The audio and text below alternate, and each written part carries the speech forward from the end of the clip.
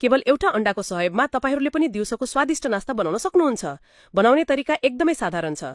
पहिले एउटा भाँडोमा 500 ग्राम मैदा, 1 चम्चा पिठो फुलाउने मसला वा यीस्ट हाल्नुस्। माथिबाट 3वटा काँचो अण्डा हालेर राम्ररी मिसाउनुस्। आधा घण्टासम्म फुल्न दिनुस्।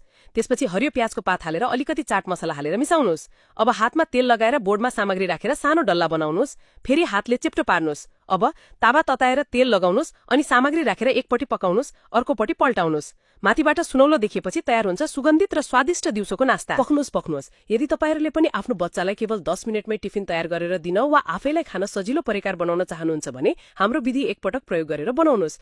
सर्वप्रथम मैदामा नुन हालेर सफ्ट र मुलायम गरी मुछ्नुस्। त्यसपछि यस प्रकारको आकार बनाएर 5 मिनेटसम्म छोडिदिनुस्। अनि मैदालाई पातलो गरी बेलेर यसरी कोर्नुहोस्। अब रेसा बन्दछ। त्यसपछि हाम्रो भिडियोको हरेक स्टेप हेरेर बनाउन थाल्नुस्। यसरी गर्दा तपाईको बच्चाको टिफिन तयार हुन्छ। भिडियो मन परे लाइक, कमेन्ट, शेयर गर्नुहोस्।